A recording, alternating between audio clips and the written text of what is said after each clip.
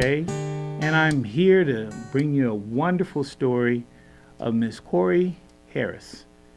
She is truly a treasure here in Northwest Pasadena, if not the oldest person here in Northwest Pasadena. So I certainly hope that you viewers there who are watching the show will appreciate this interview, because it's rare that I'm going to have a nice date with a wonderful resource here in Pasadena. So I'm going to introduce again Miss Harris and begin to go down this journey of history, and hopefully she'll enlighten all of us. So can you share with the viewers your birthday, first of all? Yes. First, my name is Corrie Harris.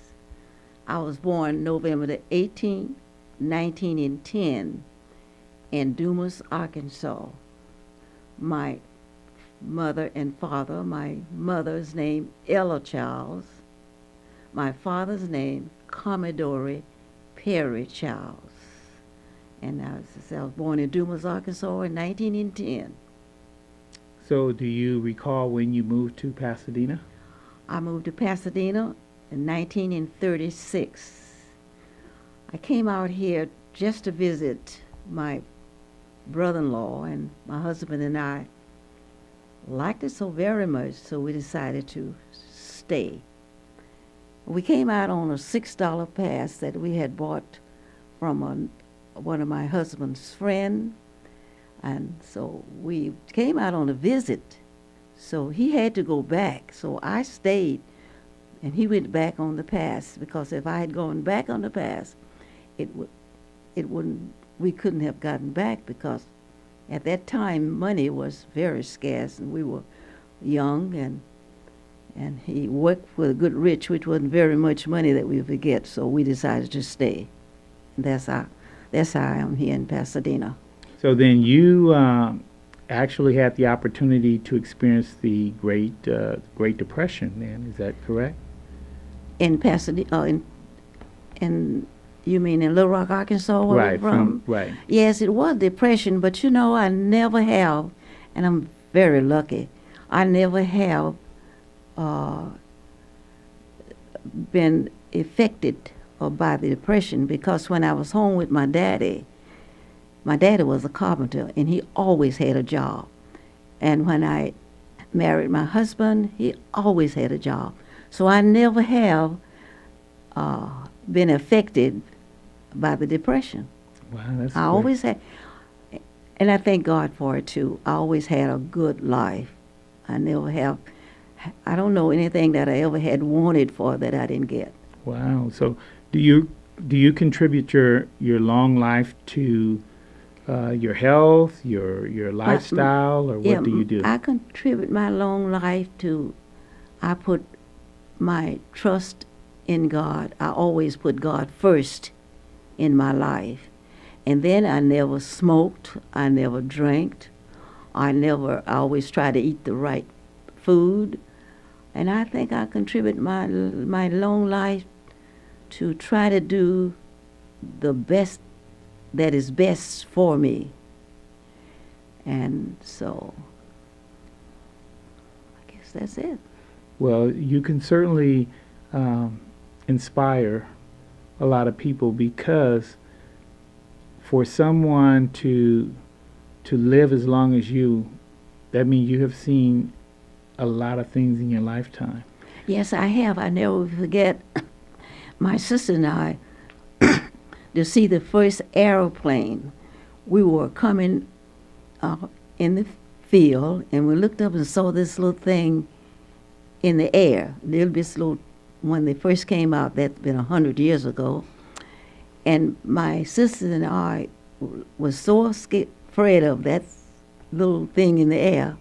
We went running home telling Mama that something was in the air. We didn't know what it was. Wow. At that little airplane that was first made, says 75 or 80 years ago. So you were probably teenager, early teenager? Oh yeah, we were we was maybe 15 and 14 and 13. And that was the first airplane we saw, and we didn't know what it was. It was scared us up in the air, something running up in the air. Oh, we were so afraid. So, what was your experience like with someone who's originally from Arkansas with the Jim Crow laws back in the turn of the century and Yeah, as the it evolved? Jim Crow laws back there, I never will forget. In the little town I lived in, Dumas, Arkansas, I think this is one thing that really stands out in my mind. Like if you go to the post office to get your mail, and if you are the first one at the window, and if a white person come in, you have to step back and let them go up and get their mail. And another thing that I'm thinking about now, there was, say, a fountain where you can drink water. That was what you call a white fountain and a black fountain. You wasn't caught. You could not drink out the same fountain that they drank out of. So. So once you And then this is another thing to impress me. When you go to the store back there along those years, you couldn't try on a dress or shoes or whatnot. You just had to pick it and take it home, because you couldn't. I mean, your shoes, you get your number of shoes, take them home, because you could not try on your shoes or try on your dress like you can now. So when you were in the South, was there a real clear mindset that racism existed, or it was just something you accepted? We accepted that. But now it's, as you know, they're different. When I went back, say, 3 or 4 years ago, I mean, it's just like any other town now. I mean, it's no segregation. You just do just whatever you want. So when you moved to Pasadena, do you remember what the composition of Pasadena was like as far as where minorities lived? Yes, when I first moved to Pasadena, there were no black north of Washington. It was all white up in this neighborhood, and no black up in Altadena. Because when I went into real estate, I never will forget, there was one black moved up in Altadena, and she moved beside a white couple, and I asked this white couple, did she want to sell? She said, oh yes, I'm going to sell, but how far are they down there? I said, well, they are not too far, but when they get you, they won't bite you. So she did not give me her listing, because I think she didn't like because I said that. Oh, so when you first came to Pasadena, did a lot of the black families live along the Arroyo at the time? In the Arroyo? Around the Arroyo over here? Oh no, no black. No, this is when I first came to California. There was no black, as I said, north of Washington, and most of the black was north of Colorado. Okay. Wasn't very many black in this neighborhood. No black in this neighborhood, which is a Washington and Forest neighborhood. No black up in here at all. So what did you experience when you moved to Pasadena, as it related to getting a job or education? Well, when I first came to California, to Pasadena, I decided, at that time I was doing, working for the white people at that time. So I went to employment agency, and I got a job in San Marino. And when my husband came back, see, after selling our furniture and got enough money to come back, he said to a friend of ours, which was Uncle George, we called him, he wanted to go and see his wife because I had got a job in San Marino. And Uncle George said, well, they don't line no black in San Marino unless you got a job out there. Mm-hmm. He said, anywhere my wife is, I'm going. You just tell me where she is. And sure enough, he told her where I was working, and he came out. And when I met him, we were so much in love until I started crying. You know, I was glad to see him, and he was glad. He wasn't going about 3 weeks. So this lady, she said, "Oh, you guys are such a lovely couple. she says, Lon can come and stay here with you and just keep our cars up and get him a job. And sure enough, he moved in that day. It was just the Lord's will. And then the next day, he started at Sierra Madre on Colorado Street and just walking, trying to find him a job. And finally, he found him a job near Vernon, there working on cars, because that was his job, changing tires. And what he did, when it was a man in this place trying to change his job, his tire on his car. And so he said, let me change those tires. And that was his job. So he changed those tires all around in less than 5 minutes. And the man looked at him and he said, oh, and he hired him right there. Wow. The third day that he was here, and his brother had told him, if you got a job back home, you better go back home because jobs are hard to find. But in 3 days, he had found him a job. And that was around, what, 1936, 37? Yeah, 1937. 37, Yeah. wow. So we were still coming out of the Great Depression, or we were actually still in it. Right. At that time, because... But I never did know anything about depression. As I said, right. My husband always had a job, and my daddy always had a job. So I never knew anything about depression. When you moved to Pasadena, Right. did you want to pursue further education? Oh, yes, did I you get did. educated? Yeah, I did. I did. That's how I got my real estate license, because when I had a chance, I went back to school. My husband went back to school, and I went back to school and got my real estate license. And so when I got through working in the white folks' kitchen, then I started doing my real estate work. That's what I did. Wow. And so what about with your kids or your grandchildren? Did you... No, I just had the one son. The one son, right. One son. Right. And he came out and he married, and he had 4 children. I had 4. Now I have 4 grandchildren, 5 great-grandchildren, 5 great-great-grandchildren. Wow. Mm-hmm. Wow. So it must be a beautiful time during the holidays then, huh? Oh, yes. Okay. Mm-hmm. Well, and the reason why I'm kind of going down a historical road for you is so that the viewers can see how someone who lived during that time was Right. impacted by those particular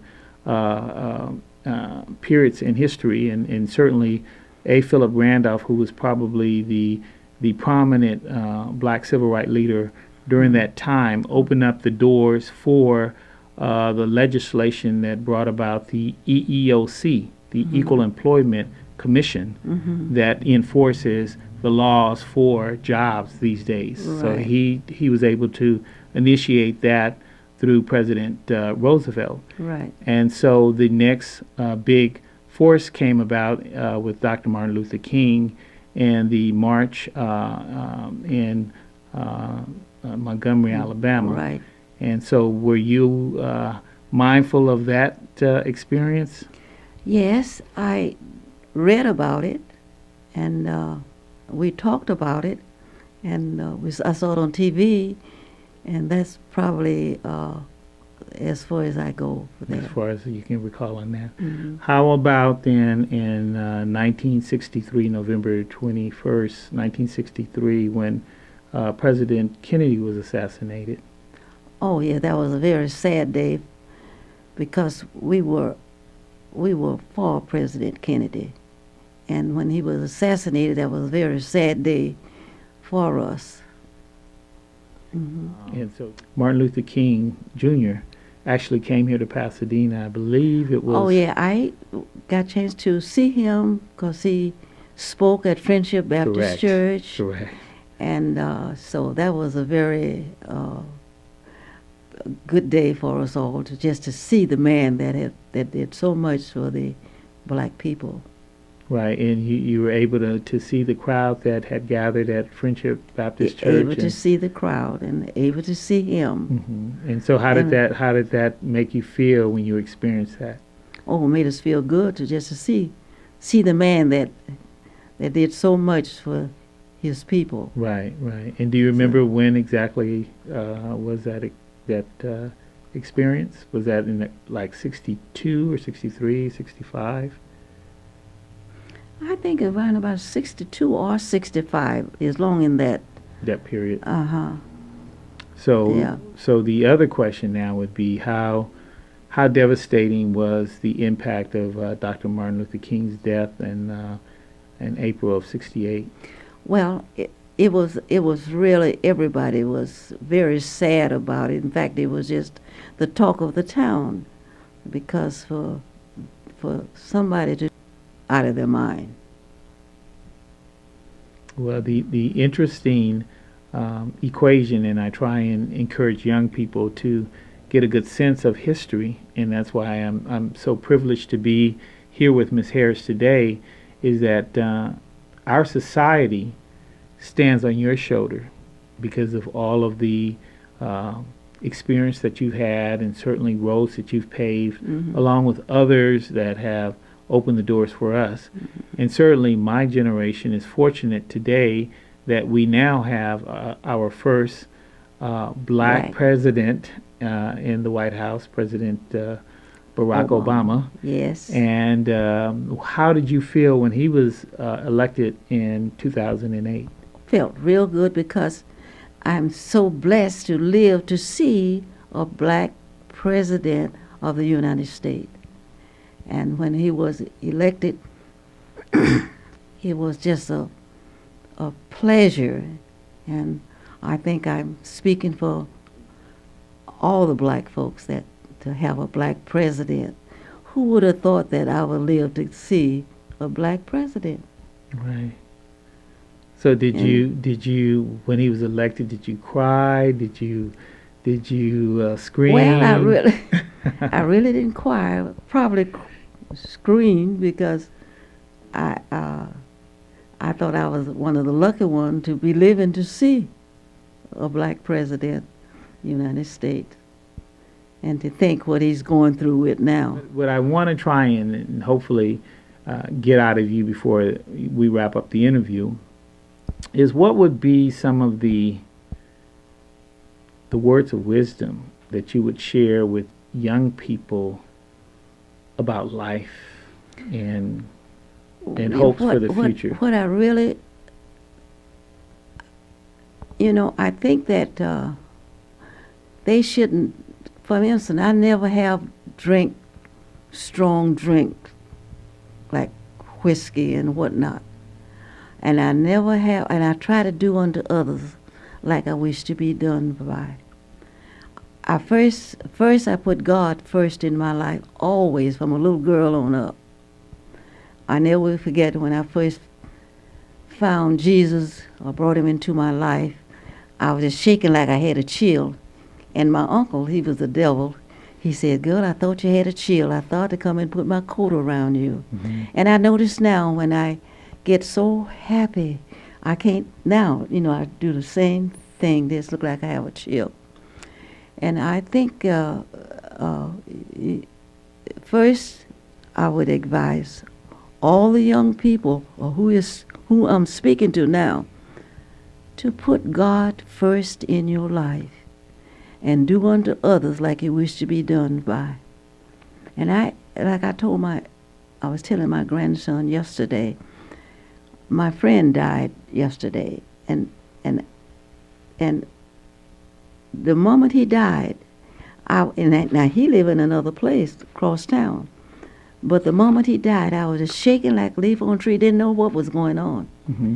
And in 5 minutes or 10 minutes, they called me and told me that he had died. So I told my son, I said what he was just passing through.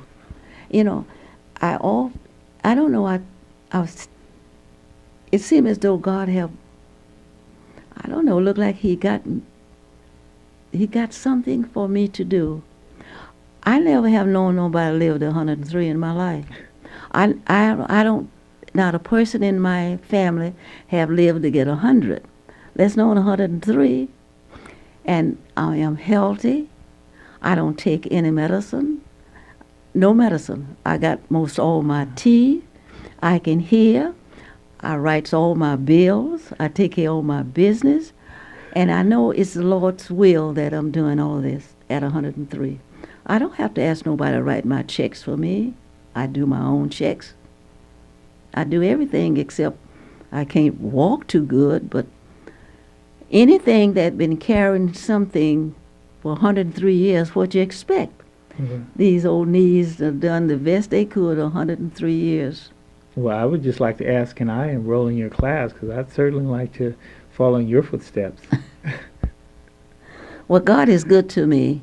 And as I said, from a little girl on up, I always put God first. And another thing, honor thy mother and thy father, that the days may be longer upon the land which the Lord thy God giveth thee. That is what I did. I always honored my mother and my father. I always go and put my arms around them and kiss them.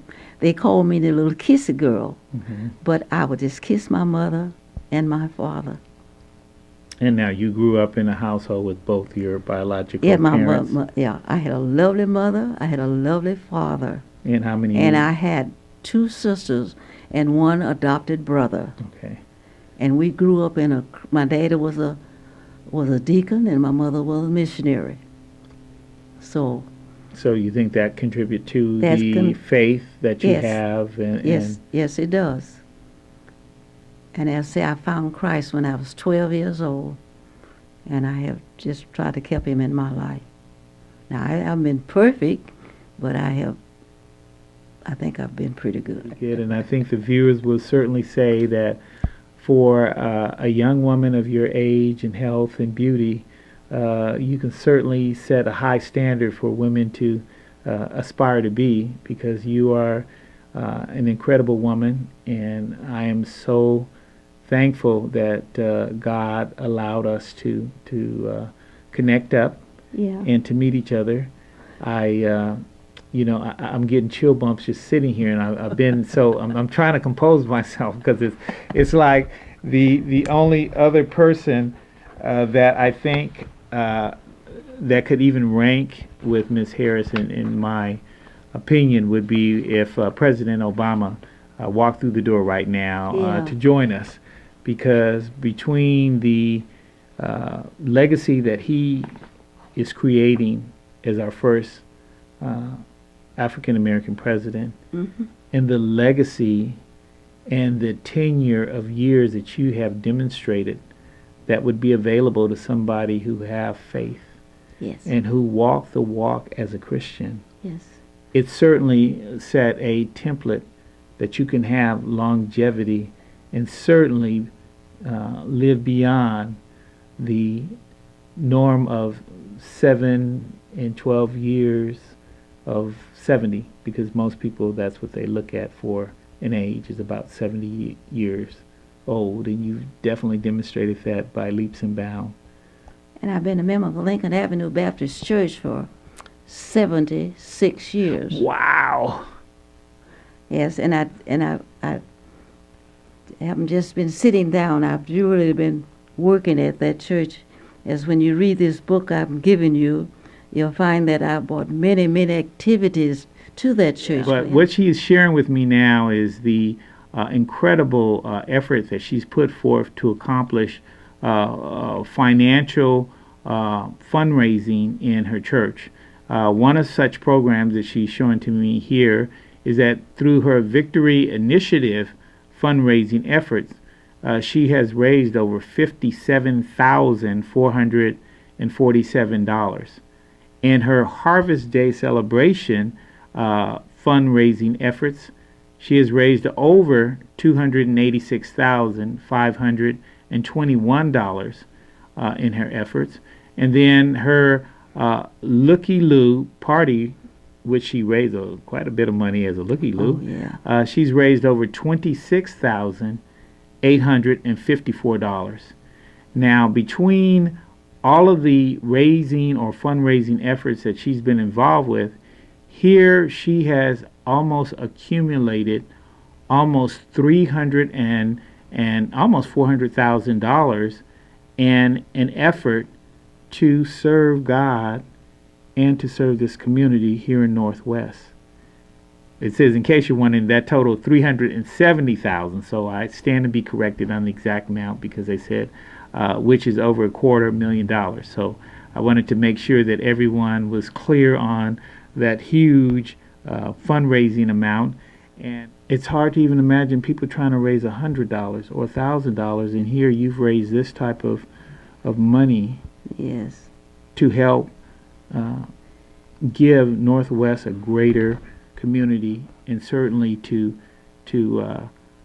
impact us. And what I would hope that the viewers would want to do, Ms. Harris, is as a result of your legacy, which you've done so far, I would hope that the viewers would double that amount, and we set up a foundation in your name to foster your legacy.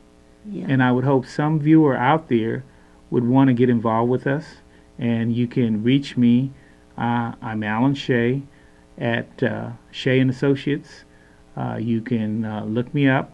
And if you would like to get involved with it, I would love to have your participation so we can continue to build on this great resource in our community that has opened the doors to support the Northwest community and has really given me a greater incentive, and hopefully those of you who had no idea that this unsung hero in our community existed. So hopefully for those of you who are watching this program, really take hold of this opportunity to build on and to build for the future generations, as you've done with us for 103 years. Yes. Now this is good right there, I think, what I did. Really?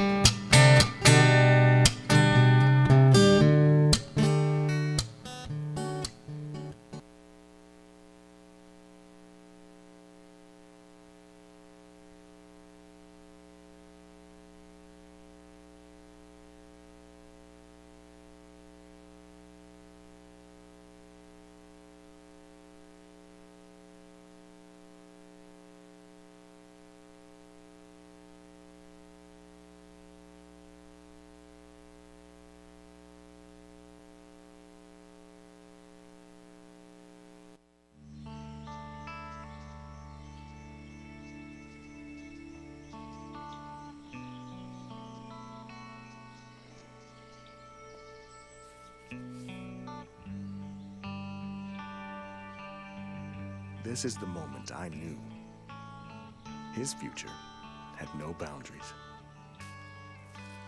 There are some moments only the forest can inspire. Find yours at discovertheforest.org. Michael Adams? Here. Michael Adams? Here. Michael Adams.